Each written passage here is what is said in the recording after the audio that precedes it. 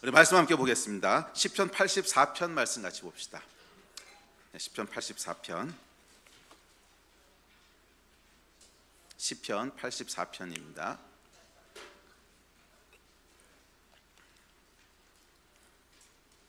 우리 앞에다 찾아놨는데요. 우리 같이 읽읍시다. 시편 84편 1절부터 읽겠습니다. 시작.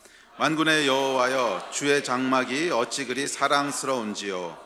내 영혼이 여호와의 궁전을 사모하여 쇠약하며 내 마음과 육체가 살아계신 하나님께 부르짖나이다.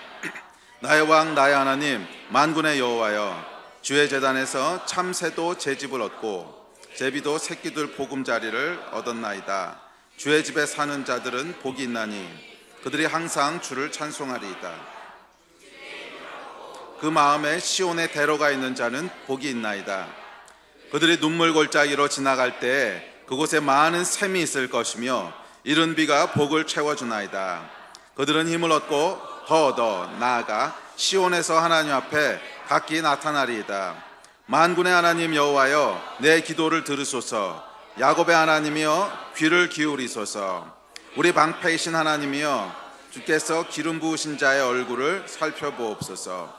주의 궁전에서의 한날이 다른 곳에서의 첫날보다 나은즉 악인의 장막에 사는 것보다 내 하나님의 성전 문지기로 있는 것이 좋사오니 여호와 하나님은 회요 방패이시라. 여호와께서 은혜와 영화를 주시며 정직하게 행하는 자에게 좋은 것을 아끼지 아니하실 것임이니이다. 만군의 여호와여, 주께 의지하는 자는 복이 있나이다. 아멘. 우리 마지막 절만 다시 한번 읽어볼까요? 시작. 만군의 여호와여, 주께 의지하는 자는 복이 있나이다. 아멘. 네, 저희가 어제 6주 됐는데요. 하나님이 어떤 분이신지, 하나님의 속성에 대해서 말씀을 살펴보고 있습니다. 하나님의 이 속성에 대해서 살펴보면 좋지요? 안 좋으세요? 네, 그래요. 우리가 이 신앙 생활은 또 우리 이 구원과 또 믿음이라고 하는 것은 우리가 무엇을 해야 되고 무엇을 하지 않아야 되고 그런 것이 아니고 하나님이 어떤 분이신지를 아는 겁니다. 우리 하나님이 어떤 분이시고 우리 하나님이 어떤 존재인지, 그분의 성품은 어떠시고 그분의 속성은 어떤 건지, 이걸 알 때 우리의 삶이라고 하는 건 그냥 따라오게 돼 있어요. 그래서 신앙의 가장 핵심은 하나님이 어떤 분이신지를 아는 것입니다. 이제 그리고 하나님을 안다라고 했을 때 이 하나님을 알 수 있는 가장 중요한 통로는 성경입니다. 성경을 통해서 하나님이 어떤 분이신지를 우리에게 계시하셨고 그 성경을 우리가 읽고 묵상할 때, 그리고 그 성경 가운데 성령께서 역사하실 때 하나님이 어떤 분이신지를 알게 되는 거죠. 그래서 지난 5주 동안에 저희가 하나님의 10가지 속성을 살펴봤고요. 오늘 11번째, 12번째, 13번째 속성을 살펴보려고 합니다. 그래서 저희 가운데 이 하나님의 속성을 아는, 그리고 하나님을 아는 큰 복이 있게 되기를 주의 이름으로 축복합니다. 자, 오늘 살펴볼 세 가지 속성은요, 시편 84편에 세 가지 속성이 다 기록되어 있는데, 첫째는 하나님은 왕이시라는 거예요. 만군의 왕이시고 만유의 주시라는 거예요. 왕이시라는 거예요. He is the king. 하나님은 왕이시라는 거고, 두 번째는 그분은 우리의 구원자시라는 거고, 세 번째는 하나님은 살아계신 분이시라는 거예요. 이 세 가지 속성을 살펴보면서 저희 가운데 은혜가 있기를 기대합니다. 자, 11번째 속성부터 살펴볼게요. 자, 11번째 속성은 하나님은 왕이시라는 것입니다. 자, 우리 말씀 같이 읽어봅시다. 시작. 나의 왕 나의 하나님, 만군의 여호와여, 주의 제단에서 참새도 제 집을 얻고 제비도 새끼들 보금자리를 얻었나이다. 주의 집에 사는 자들은 복이 있나니 그들이 항상 주를 찬송하리이다. 기약이 이르면 하나님이 그의 나타나심을 보이시리니 하나님은 복되시고 유일하신 주권자이시며 만왕의 왕이시며 만주의 주시오. 오직 그에게만 죽지 아니함이 있고 가까이 가지 못할 빛에 거하시고 어떤 사람도 보지 못하였고 또 볼 수 없는 이시니 그에게 존귀와 영원한 권능을 돌릴지어다. 아멘. 하나님이여, 주는 나의 왕이시니 야곱에게 구원을 베푸소서. 아멘. 하나님은 왕이시고 주권자이시고 만왕의 왕이시며 만주의 주시라고 성경은 묘사하고 있습니다. 자, 여기서 디모데전서 6장 15절에 보면 주권자라는 말이 나오는데, 주권자는 무슨 뜻이냐면 헬라어로 디나스테스란 말인데, 이것은 큰 능력을 가지고 통치하는 자, 큰 능력을 가지고 관리하는 자, 이런 의미입니다. 하나님은 왕이신데 이 왕이시라는 의미는 뭐냐면 하나님은 큰 능력을 가지시고 큰 권능과 권위를 가지시고 당신이 창조하신 모든 피조 세계를 관리하고 다스리시는 분이시라는 거예요. 아멘.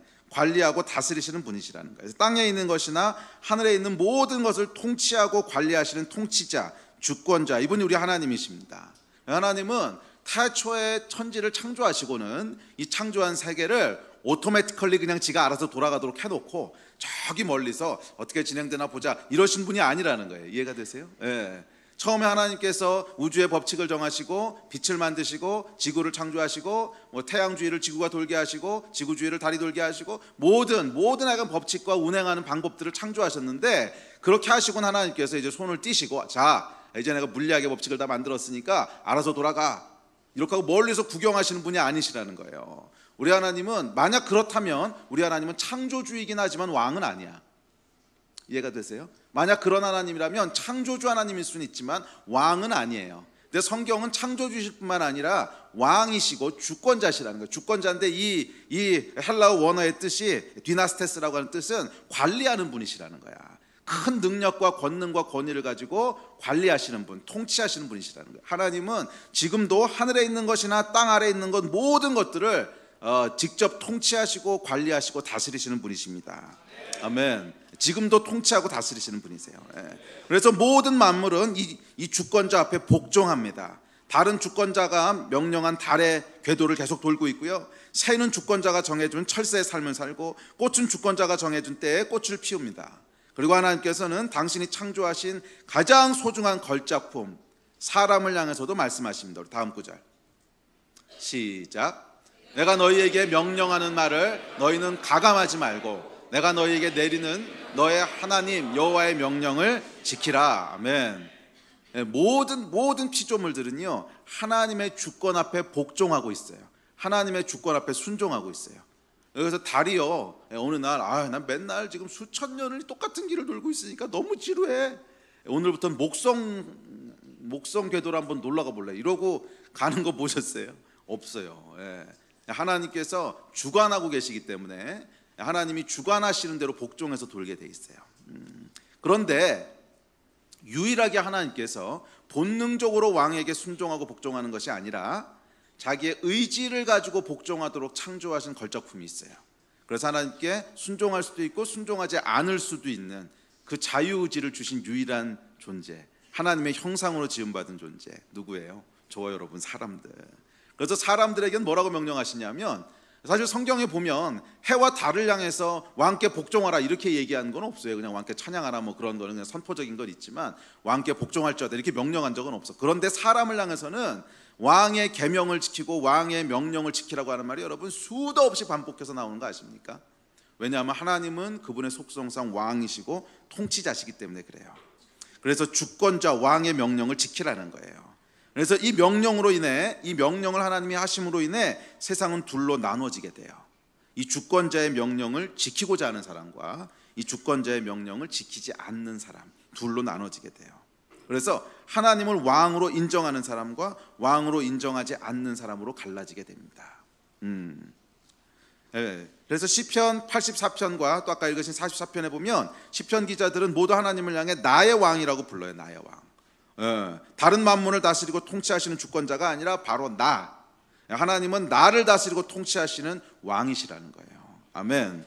그리고 이 고백이 있는 사람을 성경은 주의 백성이라고 부릅니다. 거듭난 그리스도인이라고 불러요. 그래서 여러분 그리스도인은 그 의미가 뭐냐면, 그 데피니션이 뭐냐면 세상이 둘로 딱 갈라진다 그랬잖아. 왜냐하면 하나님이 명령하셨어. 너희는 나의 명령을 지키라. 나의 말을 가감하지 말고 내가 너희에게 주는 말을 지키라 말씀하셨기 때문에 이 명령 앞에서 둘로 딱 갈라지는 거예요. 여러분 그렇잖아요. 어떤 명령이든지 명령이 딱 떨어지면 순종하는 자 불순종하는 자 갈라지잖아. 그렇죠? 군대에서도 명령이 떨어지면 순종하는 사람이 있고 불순종하는 사람이 있죠. 불순종하는 사람은 이제 영창에 가든지 아니면 뭐 죽이든지 그러죠. 그래서 명령이 떨어지면 항상 사람은 두 부류로 갈라지게 돼 있어요. 그것을 받아들이는 사람과 받아들이지 않는 사람. 그래서 이것을 왕으로 인정하고 받아들이는 사람을 주의 백성, 또 거듭난 그리스도인이라고 부릅니다. 자, 성경 한번 보겠습니다. 자, 시작. 내가 오늘 여호와를 내 하나님으로 인정하고 또 그 도를 행하고 그의 규례와 명령과 법도를 지키며 그의 소리를 들으라. 여호와께서도 내게 말씀하신 대로 오늘 너를 그의 보배로운 백성이 되게 하시고 그의 모든 명령을 지키라 화가 나셨느니라. 그런즉 여호와께서 너를 그 지으신 모든 민족 위에 뛰어나게 하사 찬송과 명예와 영광을 삼으시고 그가 말씀하신 대로 너를 내 하나님 여호와의 성민이 되게 하시리라. 아멘. 여호와를 왕으로 부르는 사람을 하나님께서 뭐로 삼으신대요? 보배로운 백성으로 삼으신대요. 뭐 이건 여러분 뭐 당연한 일입니다. 왕이 있으면 백성이 있는 거고. 그래 지금 안 따라해도 돼. 왕이 있으면 백성이 있는 거고 백성이 있으면 왕이 있는 거죠. 그래서 백성은 누구냐면 왕을 왕으로 인정하는 사람들이 백성이지. 아무리 그 땅에 살아도 왕을 왕으로 인정하지 않으면 그 나라 백성이 아니잖아요. 그래서 하나님의 백성은 누구냐면 하나님의 백성 이퀄 그리스도인 이퀄 구원받은 자들 같은 말이거든. 하나님의 백성은 누구냐면 하나님을 왕으로 인정하는 사람들이에요. 그래서 근데 오늘 이 본문 말씀에 보시면 놀라운 약속을 하는데 앞서 읽었던 본문 말씀에서 마찬가지로 등장하는데 하나님의 말씀을 지키는 자들, 하나님의 계명을 지키는 자들, 하나님을 왕으로 인정하는 자들에게 뭐가 있다는 거예요? 복이 있다는 거예요. 복이 있다는 거예요. 그래서 뒤에 가서 조금 더 그 얘기를 할 텐데 하나님은요 자기의 힘을 과시하기 위해서 또는 우리를 착취하기 위해서 우리를 다스리시는 분이 아니에요. 우리 하나님은 의롭고 완전하신 통치자세요. 그래서 하나님의 통치 아래에 있는 자들은 복이 있어요. 복이. 그래서 하나님께서 우리에게 복 주시기 위해서 그 통치 아래 들어오라고 말씀하십니다. 자, 이것은 구약뿐만 아니고 신약에서도 동일하게 나와 있습니다. 같이 한번 볼까요? 시작. 나의 계명을 지키는 자라야 나를 사랑하는 자니 나를 사랑하는 자는 내 아버지께 사랑을 받을 것이요 나도 그를 사랑하여 그에게 나를 나타내리라. 자, 신약 요한복음에서 예수님이 하신 말씀이에요. 그래서 구약뿐만 아니라 신약에서도 동일하게 사람들이 구약하고 신약이 다른 성경이라고 좀 오해하는 때가 있는 것 같아. 그래서 구약에서는 행위가 강조되고 뭐 신약에서는 믿음과 은혜로 구원을 받는 거다. 맞습니다. 물론 우리 구원은 은혜와 믿음으로 받지만 신약에서도 동일하게 하나님 뭐라고 말씀하셨어요? 나의 계명을 지키라고 말씀하셨단 말이야. 구약의 명령이 아니라고. 신약에서도 나의 계명을 지키라고 말씀하세요. 자, 그리스도인이란 그래서 하나님을 나의 왕으로 고백하는 사람들입니다. 나의 왕, 즉 나를 다스리시고 통치하시는 분임을 인정하는 이 사람들. 그래서 하나님의 명령과 계명을 지키고자 하는 사람. 이웃을 대할 때, 또 거래처에서 사람을 만날 때, 남편과 자녀들을 대할 때, 공부할 때, 심지어 혼자 있을 때 나의 왕은 나에게 무엇이라고 말씀하시고 어떻게 하라고 하시는가, 성경은 뭐라고 명령하는가, 이것을 끊임없이 생각하고 그래서 거기에 순종하려고 하는 사람. 이 사람들이 누구예요? 하나님을 왕으로 인정하는 백성인 거야. 이해가 되세요? 삶의 매일매일 현장에서 설거지하면서 사람들 만나면서 뭐 직장에서 일하면서 거래처 사람 만나고 누구 만나고 상사들 대하고 직장, 하여간 그런 과정 가운데 하나님이 나에게 지금 이 시간에 뭘 하라고 하시는가, 뭐라고 말씀하시는가, 어떻게 이 사람을 대하라고 말씀하시는가. 특별히 화가 날 때, 자녀에 대해서 화가 솟아올라올 때, 배우자에 대해서 분노가 올라올 때, 또 직장에서 사람을 만나는데 배신감을 느꼈을 때, 뭐 이런 모든 순간순간에 하나님은 뭐라고 말씀하시는가, 이거를 계속 물어보고 그것을 생각하고 그래서 그렇게 순종하려고 하는 사람들이 누구예요? 하나님을 왕으로 인정하는 사람들이지. 그래서 그 사람들이 바로 하나님의 백성이라는 거예요. 아멘. 여러분은 어떠세요? 여러분은 하나님 여러분의 왕이십니까? 정말? 왕이세요? 끊임없이 하나님을 신경 쓰고 계세요? 할렐루야. 복이 있을지어다. 자, 하나님이 통치하시는 속성은 그분의 완전하심과 공평하심. 우리가 미슈파트 살펴봤죠. 완전하심, 공평하심, 그리고 대가 없이 복을 주기 원하시는 헤세드와 맞물려서 피조물들에게 완전한 복이 돼요. 여러분, 사실은 좋은 통치자를 만난다고 하는 것이 백성에게는 더할 나위 없는 복입니다. 그렇지 않습니까? 옛날 역사를 보면 왕이 성군이고 왕이 정말 훌륭한 통치자였을 때는 그 백성들에게 어마어마한 복이 있었어요. 그런데 반대로 이 왕이 좀 문제가 있고 왕이 정말 이제 거시기 하면은요 결국 고생은 누가 하는 거예요? 예? 예, 백성들이 고생하는 거예요. 예. 그래서 우리 역사를 보면 그런 것들을 보게 되지요. 왕이 이상한 사람이어서 백성들이 뼈 빠지게 고생하는 거. 그래서 사무엘상 8장에 보면 이스라엘 백성들이 사무엘을 찾아와서요 인간 왕을 달라고 조르는 장면이 나옵니다. 그때까지 다른 주변의 국가들은 왕이 있었는데 이스라엘은 하나님이 너의 왕이다 그래서 인간 왕을 세우지 못하게 했어요. 그래서 그때 필요할 때 사사들을 세워서 쓰셨지 왕을 세우지 않았습니다. 그런데 이 백성들이 어느 날 사무엘을 찾아와서 우리에게도 인간 왕을 주십시오, 우리에게도 인간 왕을 주십시오 그랬더니 이제 사무엘이 고민하면서 하나님 앞에 기도하지요. 그랬더니 하나님 뭐라 그러시냐면 다음 구절 봅시다. 시작. 여호와께서 사무엘에게 이르시되 백성이 내게 한 말을 다 들으라. 이는 그들이 너를 버림이 아니요 나를 버려 자기들의 왕이 되지 못하게 함이니라. 예. 그러니까 사실은 하나님이 이스라엘 백성이 뭐라 그러시냐면 내가 너희 왕인데 왜 또 다른 왕이 필요하냐 그러고 물어보시는 거예요. 그런데 백성들이 계속 하나님이 왕인 거 싫고 인간 왕을 세워달라고 요구합니다. 하여간 계속해서 요구하니까 결국 이제 하나님이 허락을 하시죠. 그래서 이스라엘에게 첫 번째 왕인 사울 왕을 세우게 하는데 그리고는 인간 왕이 세워졌을 때 무슨 일이 벌어질지를 자세히 설명해 주십니다. 자세히 설명해 주시는데 그 왕은 공평하지도 않을 거고 그 왕은 너희를 착취해 갈 거고 그 왕은 너희를 위해 존재하는 것이 아니라 너희가 그 왕을 위해서 존재해야 될 거고 차근차근 설명해 주세요. 맞아요 여러분. 인간 왕은 이게 여러분 사울이 나쁜 놈이라서 이렇게 된다는 뜻이 아니고 인간 왕이라고 하는 존재 자체가 그럴 거라는 걸 말씀해 주시는 거예요. 인간 왕이라고 하는 존재는 뭐 사울을 세우든 누굴 세우든 결국 이렇게 될 거다. 그 이야기는 뭐냐면 여러분 인간에게는 말이에요 절대적인 권력이 주어지면 반드시 타락한다는 거예요. 그래서 여러분 역사가 우리에게 증언해 주고 있는 것이 절대 권력은 반드시 부패한다, 절대 권력은 절대 부패한다. 이게 우리가 알고 있는 진리고 한 번도 예외가 없었잖아요. 그래서 여러분 인간의 리더십은 말이에요 인간의 리더십은 항상 그 백성들에게 고통을 주게 돼 있습니다. 잘 생각해 보세요 여러분. 만약에 통치자가 있는데 뭐 왕이 됐든 대통령이 됐든 통치자가 있는데 통치자가 절대 권력이 없어. 그래서 권력이 그냥 있는 듯 없는 듯 흐지부지해. 그럼 질서가 없어서 사람이 고통스럽고요.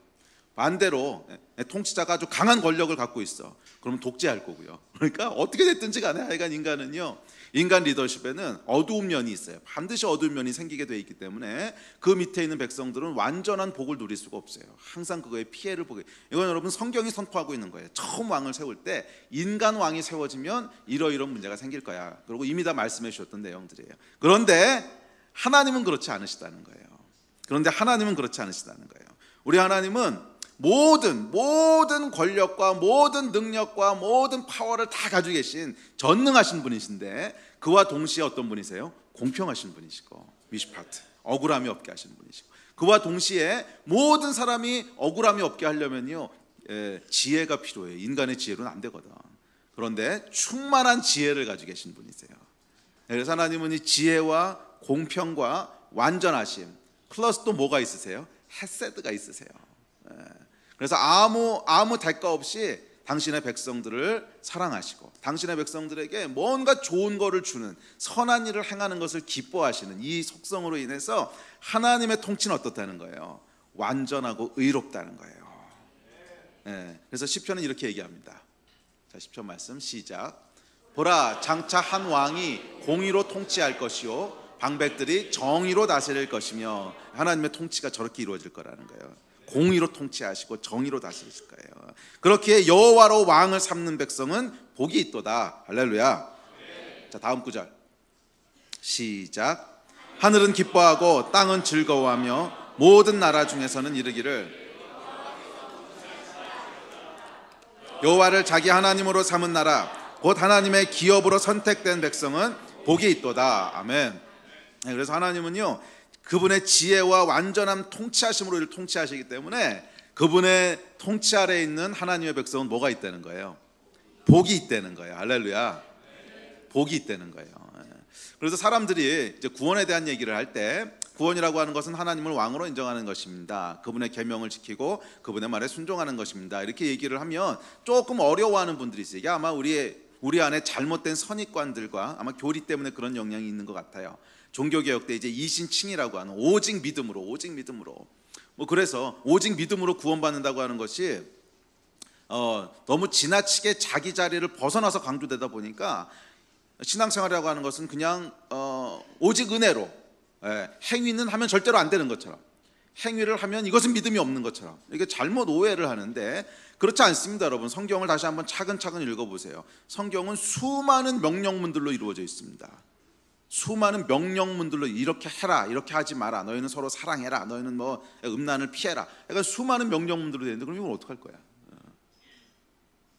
성경은 여러분 은혜로 구원받는 거 맞아요. 우리의 공로로 구원받는 거 아니에요. 우리 미시파트 얘기했잖아. 은혜로 구원받는 건데, 그런데 하나님의 말씀에 순종하라고 가르쳐요. 왜? 그래야 복이 있다는 거예요. 이해되세요? 무슨 말인지? 근데 사람들이 이 행위와 은혜를 자꾸 가르는 건 뭐냐면 행위가 하기 싫은 거지, 부담스러운 거지. 그래서 꼭 이렇게까지 해야 돼, 은혜로 구원받았는데. 이 여러분 굉장히 잘못된 생각과 오해에서 나온 건데, 이 행위를 해야 돼요. 왜? 구원받기 위해서 하는 게 아니라 이 행위는 왜 해야 되냐면 복이 있다는 거예요. 복이. 이해되세요? 무슨 말인지? 하나님의 말씀대로 행하면 뭐가 있다는 거예요? 복이 있다는 거예요. 하나님의 기업으로 선택된 백성은 복이 있도다. 왜 아멘이 안 나와? 하나님의 백성에게는 복이 있도다.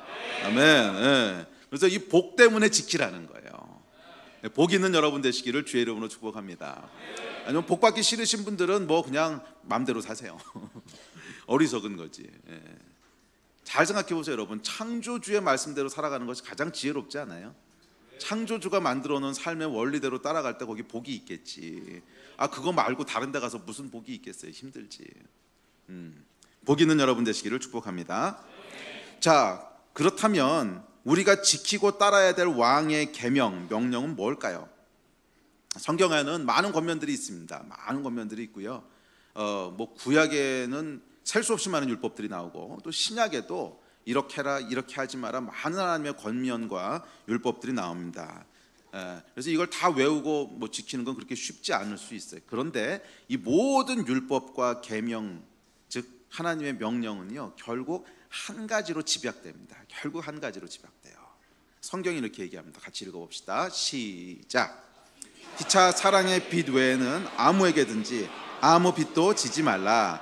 남을 사랑하는 자는 율법을 다 이루었느니라. 사랑은 이웃에게 악을 행하지 아니하나니 그러므로 사랑은 율법의 완성이니라. 새 계명을 너희에게 주노니 서로 사랑하라. 내가 너희를 사랑한 것 같이 너희도 서로 사랑하라. 할렐루야. 성경이요, 명확하게 못 박아 얘기합니다. 맞아요. 수많은 명령들, 수많은 우리에게 해야 될 일, 하지 말아야 될 일들을 말씀하셨는데, 이것을 결국 한마디로 요약하면 뭐라는 거예요? 율법을 다 이루는 게 뭐라는 거야? 율법의 완성이 뭐라는 거야? 내 이웃을 사랑하라는 거예요. 내 이웃을 사랑하라는 거예요. 아무에게든지 사랑의 빛 말고는 지지 말라는 거예요. 이것이 율법의 완성이고, 이것이 모든 율법을 다 이루는 길이라는 거예요. 그래서 하나님께서 당신의 백성들에게 얘기하십니다. 너희는 나의 계명을 지켜라. 너희는 내 말씀 안에 거하라. 뭐 하라는 거예요? 내가 너희를 사랑한 것 같이 너희도 서로 사랑하라는 거야. 아멘. 이것이 우리 왕의 계명입니다. 우리가 지킬 때 복을 받게 되는 가장 완전하고 가장 지혜로운, 가장 공의로운 계명입니다. 서로 사랑하라. 아멘. 왕의 계명이에요. 주의 백성들은 서로 사랑하십시오. 이 계명을 지키기를 힘쓰십시오. 아멘. 원수를 사랑하십시오. 아멘. 원수를 사랑하십시오. 마음 아프게 한 사람을 용서하십시오. 이웃을 축복하고 또 축복하십시오. 이것이 왕의 계명입니다. 사랑의 빛 위에는 아무 빛도 지지 마십시오. 이웃에게 악을 행하지 말고 악한 생각도 품지 마십시오. 이것이 왕의 계명입니다. 친절하게 대하고 마음을 다해서 그 사람을 챙기고 돌보십시오. 이것이 왕의 계명입니다. 그리고 이 계명을 지킬 때 뭐가 있다는 거예요? 복이 있다는 거예요. 아멘. 이 복 있는 주의 백성들 되시기를 예수의 이름으로 축복합니다. 그래서 여러분, 저 사람은 하나님의 백성이야. 누가 봐도 저 사람은 하나님의 백성이야. 이 이야기는 여러분 언제 듣게 되는 거예요? 왕의 계명을 지킬 때. 왕의 계명이 뭐예요? 이웃을 사랑할 때, 원수를 사랑할 때, 나에게 해코지한 사람을 용서할 때, 나에게 별 이익을 줄 것 같지 않은 사람이라도 가장 작고 가장 가난하고 소외된 자도 정말 마음을 다하고 생각을 다하고 힘을 다해서 섬기고 돌볼 때, 그때 무슨 소리를 듣게, 아, 저 사람은 하나님의 백성이구나, 이 이야기를 듣게 된다는 거야. 아멘. 제 얘기가 아니고 성경에 나와 있는 거잖아요. 남을 사랑하는 자는, 그 구절 다시 한번 띄우세요. 남을 사랑하는 자는 율법을 다 이루었대요. 사랑은 율법의 완성이래. 모든 율법을 다 지키는 게 사랑하는 거라는 거야. 이 말씀에 순종하신 여러분 되시기를 주의 이름으로 축복합니다. 근데 이렇게 할 수밖에 없는 것이 하나님 자체가 사랑이시기 때문에 그래요. 왕이 사랑이시기 때문에 그 백성은 당연히 사랑하는 자들인 줄로 믿습니다. 자, 이것이 하나님의 11번째 속성입니다. 12번째 속성으로 넘어가죠. 자, 12번째 속성은 살아계신 하나님이시라는 거예요. 저를 말씀 같이 읽겠습니다. 시작. 오직 여호와는 참 하나님이시요 살아계신 하나님이시요 영원한 왕이시라. 그 진노하심에 땅이 진동하며 그 분노하심을 이방이 능히 당하지 못하느니라.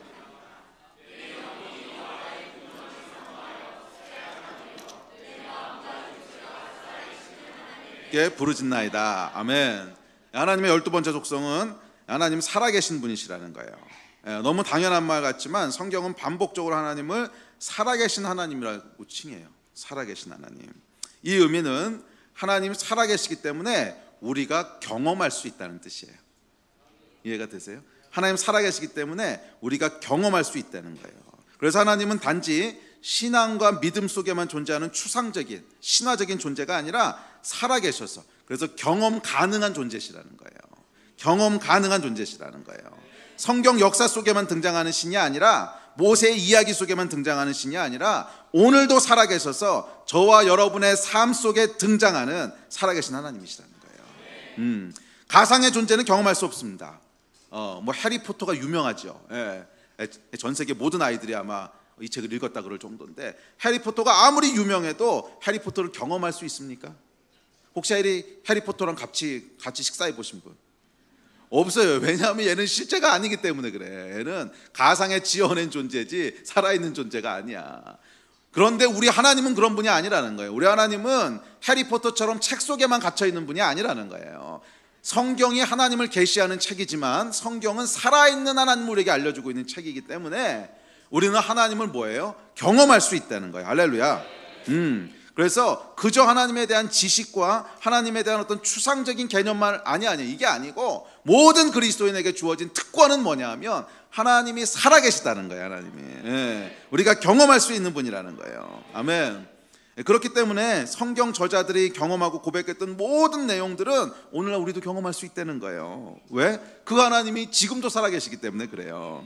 아브라함이 여호와 이레 하나님을 경험했다면 오늘 나도 여호와 이레 하나님을 경험할 수 있고, 모세가 여호와 라파의 하나님을 경험했다면 오늘 나도 여호와 라파의 하나님을 경험할 수 있어요.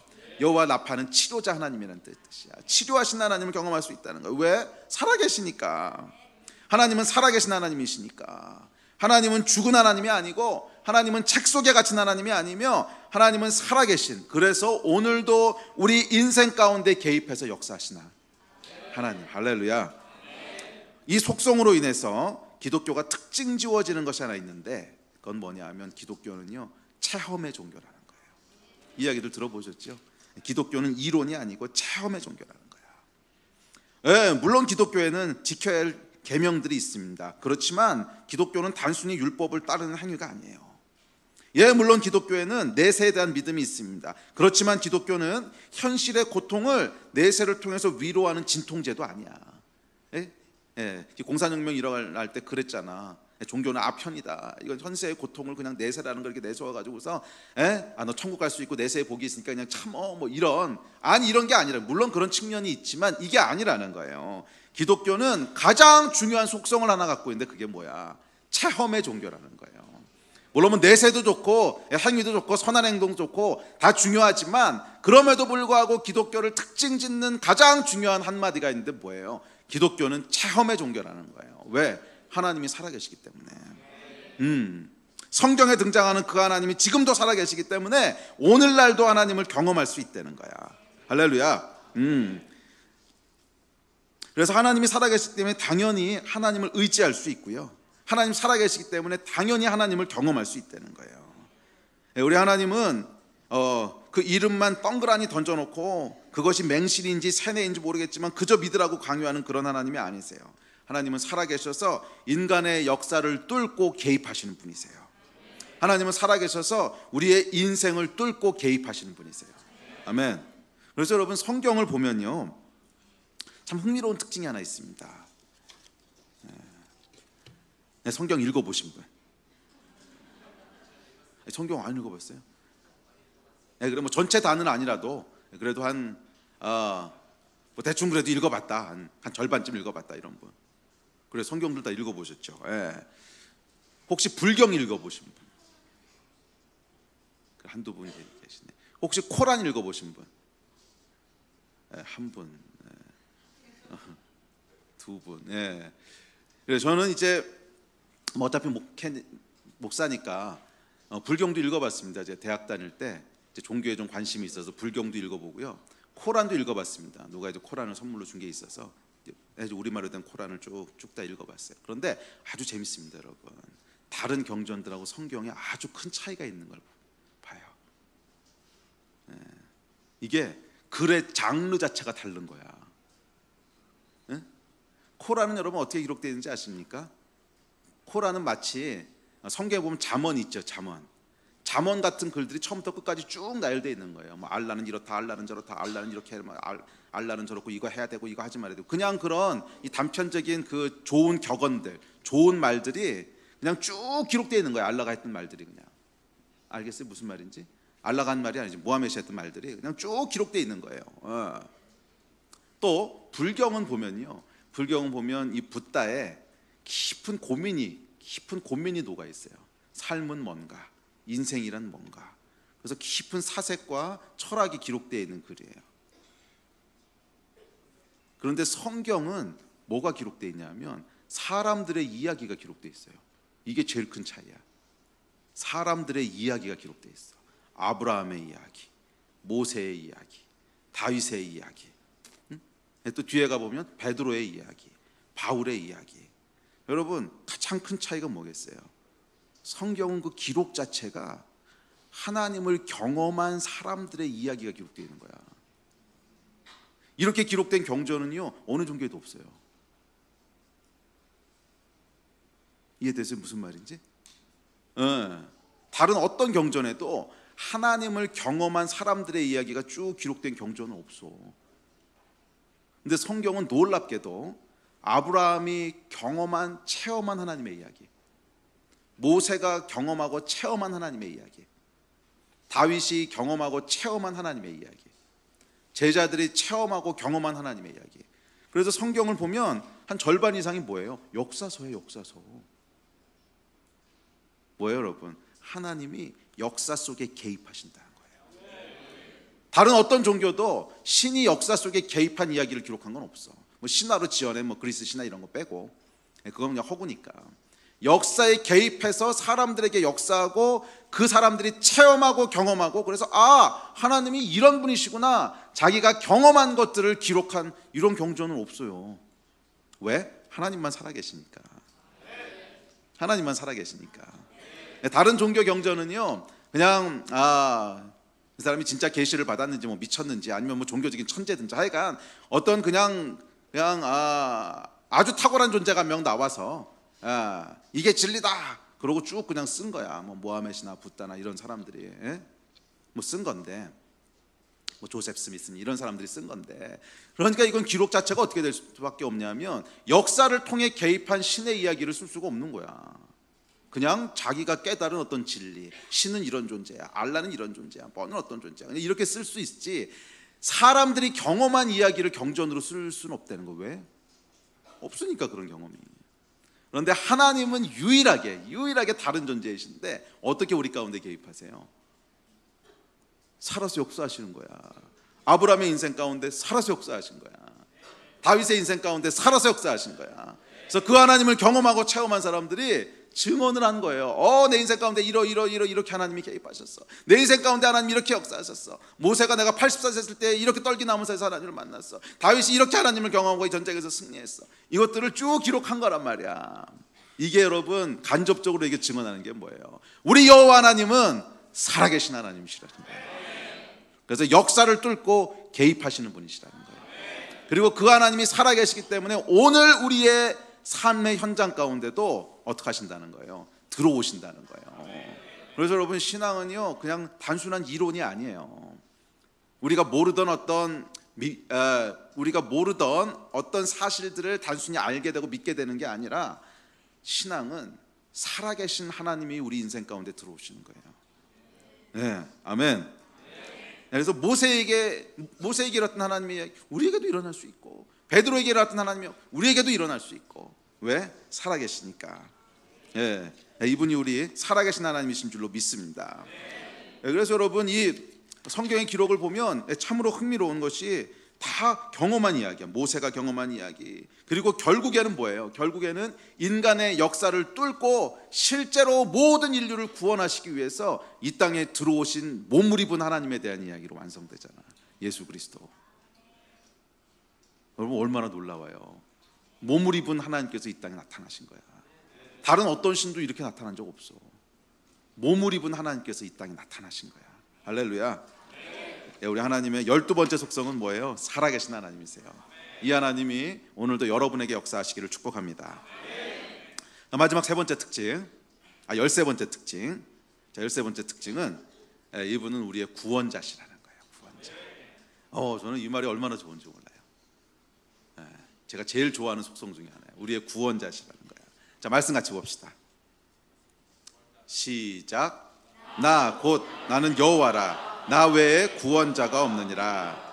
여호와 하나님은 해요 방패이시라. 여호와께서 은혜와 영화를 주시며 정직하게 행하는 자에게 좋은 것을 아끼지 아니하실 것입니다. 만군의 여호와여, 주께 의지하는 자는 복이 있나이다. 아멘. 우리 하나님은요 우리를 구원하는 분이세요. 성경에 나타난 하나님의 흥미로운 특징은 끊임없이 구원하신다는 거예요. 여러분, 한번 성경을 찾아보세요. 그러면 이 하나님이 어떤 하나님이신가, 구원 이렇게 쳐서 구약부터 신약 끝날 때까지 수백 번 반복해서 기록되는데, 이야기는요 다 하나님이 누군가를 구원하시는 얘기야. 성경 전체가 그래요. 아브라함을 그 위기에서 건지시고 이스라엘 백성을 애굽에서 구원하십니다. 다윗을 사울의 위험에서 건지시고 다니엘을 사자굴에서 보호하시고 예레미야를 구덩에서 건지시고 베드로를 옥에서 구원하시고, 그리고 드디어 예수 그리스도를 통해 온 인류를 죄와 저주에서 구원하세요. 아담부터 예수 그리스도까지, 그리고 이어지는 사도들에게까지 성경은요 구원하는 이야기로 가득 차 있어요. 그래서 성경을 구원의 책이라고 부릅니다.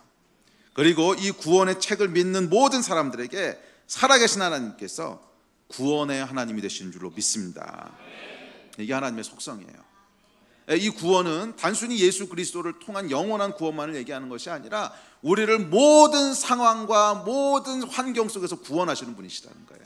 이게 하나님의 속성이시라는 거예요. 하나님은 이건 아마 긍휼하고도 연결되어 있는 것 같은데, 연약하고 약하고 고통 가운데 있는 자를 그냥 지켜보실 수가 없는 분, 이게 하나님의 속성이세요. 하나님은 누군가가 고통 가운데 있으면 그냥 가서 구원하셔야 돼. 그냥 가서. 할렐루야. 이것이 우리 하나님의 속성이에요. 그래서 저는 하나님이 참 좋아요. 제 인생에 위기가 있잖아요. 제 인생에 어려움이 있잖아. 그러면 제가 도와주세요 이러지 않아도 하나님은 먼저 구원하고 싶어 하시는 분이시라는 거예요. 그분의 속성 자체가 구원자세요. 할렐루야. 그래서 시편은 이렇게 얘기합니다. 우리 시편 같이 읽어봅시다. 시작. 내가 여호와를 기다리고 기다렸더니 귀를 기울이사 나의 부르짖음을 들으셨도다. 나를 기가 막힐 웅덩이와 수렁에서 끌어올리시고 내 발을 반석 위에 두사 내 걸음을 견고하게 하셨도다. 새 노래 곧 우리 하나님께 올릴 찬송을 내 입에 두셨으니 많은 사람이 보고 두려워하여 여호와를 의지하리로다. 주를 찾는 자는 다 주 안에서 즐거워하고 기뻐하게 하시며 주의 구원을 사랑하는 자는 항상 말하기를 여호와는 위대하시다 하게 하소서. 나는 가난하고 궁핍하오나 주께서는 나를 생각하시오니 주는 나의 도움이시오 나를 건지시는 이시라. 나의 하나님이시여 지체하지 마소서. 할렐루야.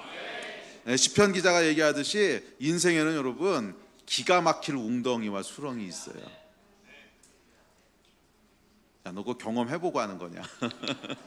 인생에는요 기가 막힐 수렁, 기가 막힐 웅덩이와 수렁이 있어요. 이 시편 말씀을 제가 예전에 이 말씀을 이제 묵상하다가 기가 막힐 웅덩이라는 말이 참 마음에 와닿더라고. 참 이 시편 기자가요 표현을 참 맛깔나게 정확하게 해요. 기가 막힐 웅덩이. 인생 살다 보면 여러분 그런 경험들이 있지 않으세요? 아이고 내가 이게 빠졌구나, 어디에 함정에 빠졌구나, 아니면 웅덩이에 빠졌구나. 근데 빠지고 나서 보니까 기가 막힌 웅덩이야. 이게 어떻게 이런 데 내가 빠졌냐, 뭐 이런 어떻게 이런 수렁에 빠졌냐. 이 발이 질퍽질퍽 해가지고 이게 밟아도 올라가지도 않고. 그래 여러분, 감당 못할 빚을 지기도 하고요, 인생 살다 보면. 아니면 화병이 걸릴 정도로 모함을 받기도 하고. 이런 경험들이 있으세요 여러분? 그거 내가 한 거 아닌데 진짜 내가 한 거 아닌데 말해도 믿어주지도 않고, 이 누명을 벗을 길도 없고. 여러분 이런 경험들 있으세요? 살다 보면 다 있지. 크고 작은 경험들이 있지. 뭐 저도 있어요. 저도 너무 억울해가지고서 밤에 잠도 안 오고 자다 벌떡 일어나도 이놈의 새끼가 내가 그런 게 아닌데 뭐 이런. 여러분 없으세요? 전 있어요. 목회하고 나서도 있어요. 그게 사람 사는 거잖아. 그러다 보면은 우리의 이 소통이 충분하지 않기 때문에, 또는 어떤 악한 마음들이 있기 때문에 그 분명히 자기가 해놓고 나한테 뒤집어 씌우고 뭐 이런 것들. 분명히 자기가 그 일을 해놓고서는 자기 안 했다고 얘가 그랬다 그러고 이런 거 당할 때는 정말 기가 막히지. 기가 막혀. 기가 막힌 웅덩이. 또 가장 믿었던 친구한테 속아가지고서 빚을 왕창. 기가 막히지. 이 놈이 내가 선대를 했는데 어떻게 이럴 수가 있냐. 또 정말 믿을 놈이라고 생각해서 결혼했는데 결혼하고 나오니까 이런 놈이나 뭐 이런 기가 막힌 상황들. 이건 공감이 많이 되시나 보네. 이러면 안 되는데. 이건 공감이 많이 되면 안 되는데. 기가 막힌 상황들 있죠. 또 중요한 시험에 낙방하는 경우, 이것도 기가 막히죠. 절대 떨어지면 안 되는데 낙방하는 경우. 또 사랑하는 사람에게 버림을 받기도 하고. 여러분 인생에는 예외가 없어요. 하나님을 떠난 인생은 항상 뭐가 기다리고 있냐면 기가 막힌 웅덩이가 있고요, 수렁이 있어. 수렁이. 그래서 여러분 우리 인생에 진짜 필요한 게 뭔지 아세요? 구원자예요. 구원자. 구원자가 필요 없다고 생각하는 사람은 참 어리석은 거예요. 살아보면 알잖아. 기가 막힌 웅덩이에 빠졌을 때 내가 빠져나올 수 있으면 기가 막힌 게 아니지. 내가 빠져나올 수 있으면 겨우 나오면 되지. 근데 기가 막힌 웅덩이라고 하는 거는 빠져나올 방법이 없다는 거야. 위를 보면 가능성이 없다는 거야. 수렁. 그래서 여러분 우리 인생에 진짜로 필요한 건 여러분 구원자예요. 구원자. 아멘. 제가요 이제 올해 51 됐는데, 죄송합니다. 저보다 더 오래 사신 분들도 많이 계신데, 감사하게도 저희 교회는 한 70-80%는 저보다 어리더라고요.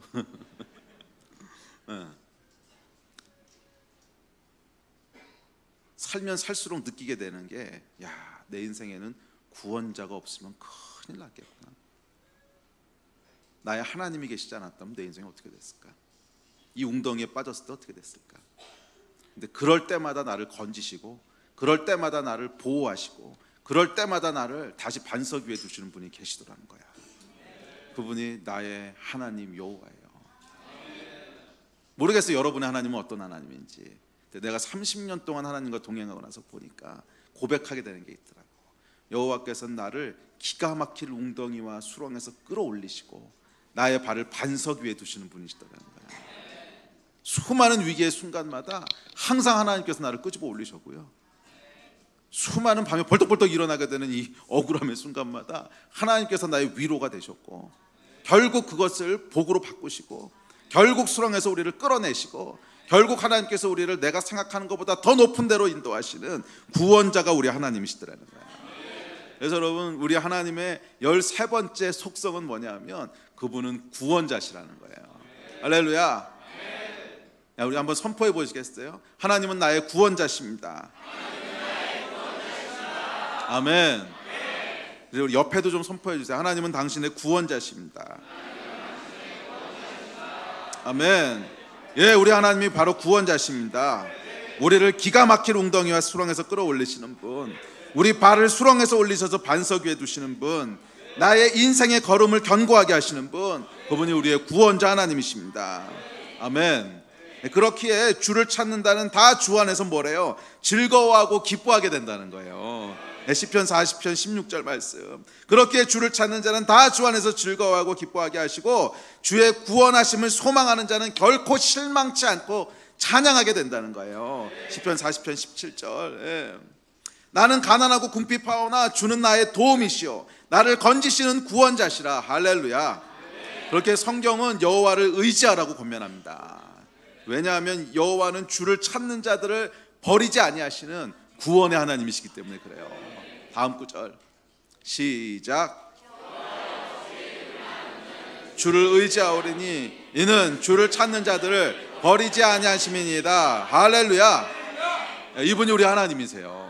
그래서 성경은 주를 의지하라고 권면해요. 네가 의지할 분은 오직 한 분이시라는 거야. 우리 하나님. 우리를 기가 막힐 수렁에서 끌어올리시고, 기가 막힐 웅덩이에서 끌어올리시고, 수렁에서 빼내셔서 반석 위에 우리를 두시는 분, 이 하나님을 의지하라는 거예요. 왜냐하면 그분은 우리를 버리지 않으신다는 거예요. 그래서 주를 의지하는 자는 복이 있다는 거야. 할렐루야.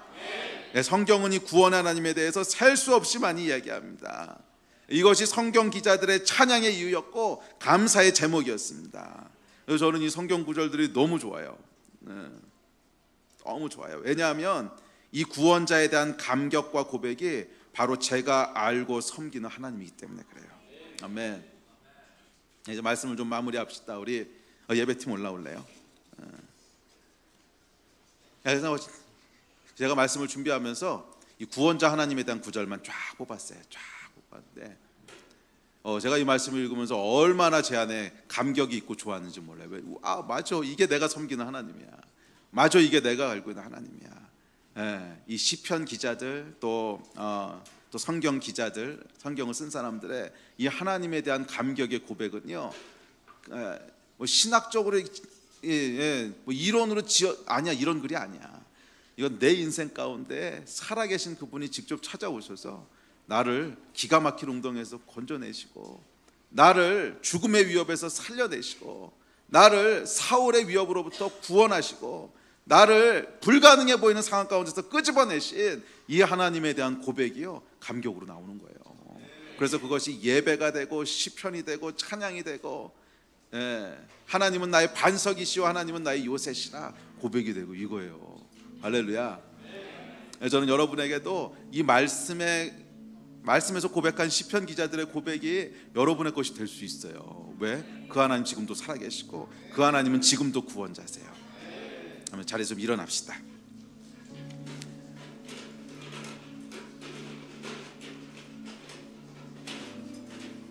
제가 대충 한 49절, 59절을 찾았는데요, 이거 우리 쭉 다 읽을 거예요.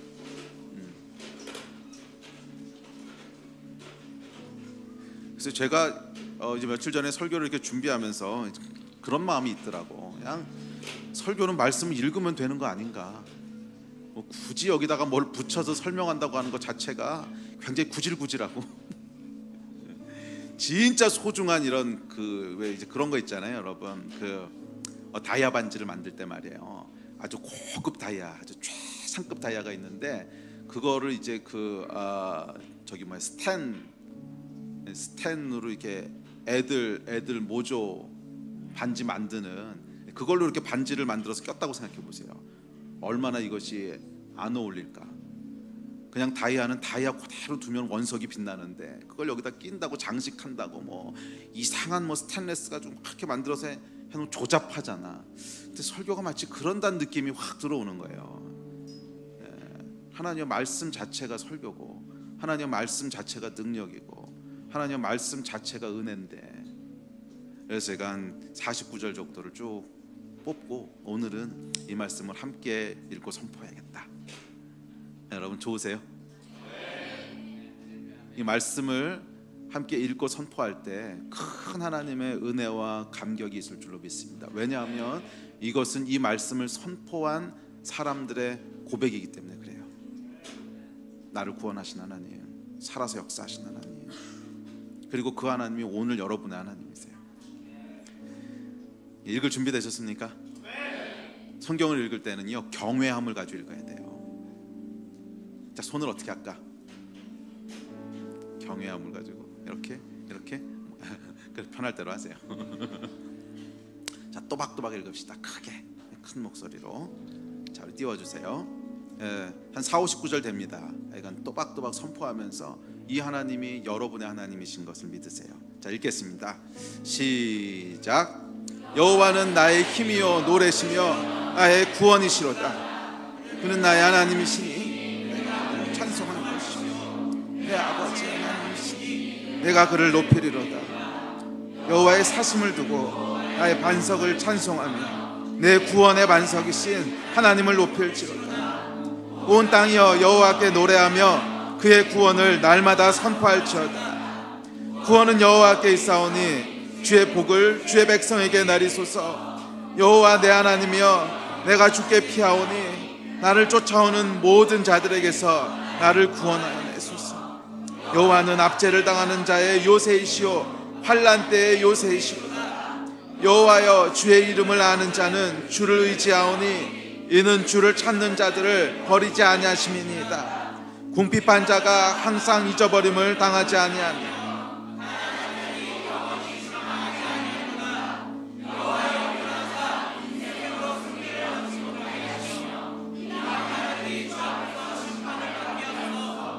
여호와는 나의 반석이시오 나의 요새시오 나를 건지시는 이시오 나의 하나님이시오 내가 그 안에 피할 나의 바위시오 나의 방패시오 나의 구원의 뿌리요 나의 산성이시로다. 그들이 나의 재앙의 날에 내게 이르렀으나 여호와께서 나의 의지가 되셨도다. 여호와는 살아계시니 나의 반석을 찬송하며 내 구원의 하나님을 높일지로다. 어떤 사람은 병거 어떤 사람은 말을 의지하나 우리는 여호와 우리 하나님의 이름을 자랑하리로다. 여호와여 왕이 주의 힘으로 말미암아 기뻐하며 주의 구원으로 말미암아 크게 즐거워하리이다. 여호와는 나의 빛이요 나의 구원이시니 내가 누구를 두려워하리요. 여호와는 내 생명의 능력이시니 내가 누구를 무서워하리요. 여호와는 나의 힘과 나의 방패시니 내 마음이 그를 의지하여 도움을 얻었도다. 그러므로 내 마음이 크게 기뻐하며 내 노래로 그를 찬송하리로다. 본관 여호와께서 들으시고 그의 모든 환난에서 구원하셨도다. 내 길을 여호와께 맡기라. 그를 의지하면 그가 이루시고 내 영혼이 여호와를 즐거워하며 그의 구원을 기뻐하리로다. 내 의를 빛같이 나타내시며 내 공의를 정오의 빛같이 하시리로다. 여호와께서 그들을 도와 건지시되 악인들에게서 건져 구원하심은 그를 의지한 까닭이로다. 나는 하나님께 부르짖으니 여호와께서 나를 구원하시리로다. 새 노래로 여호와께 찬송하라. 그는 기이한 일을 행하사 그의 오른손과 거룩한 팔로 자기를 위하여 구원을 베푸셨음이로다. 이스라엘아 여호와를 의지하라. 그는 너희의 도움이시오 너희의 방패이시로다.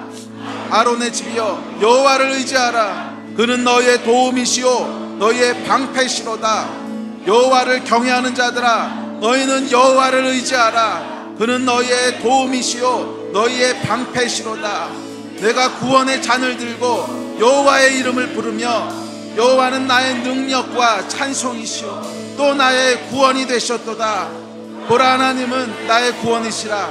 내가 신뢰하고 두려움이 없으리니 주 여호와는 나의 힘이시며 나의 노래시며 나의 구원이시로다. 너의 하나님 여호와 너희 가운데 계시니 그는 구원을 베푸실 전능자이시라.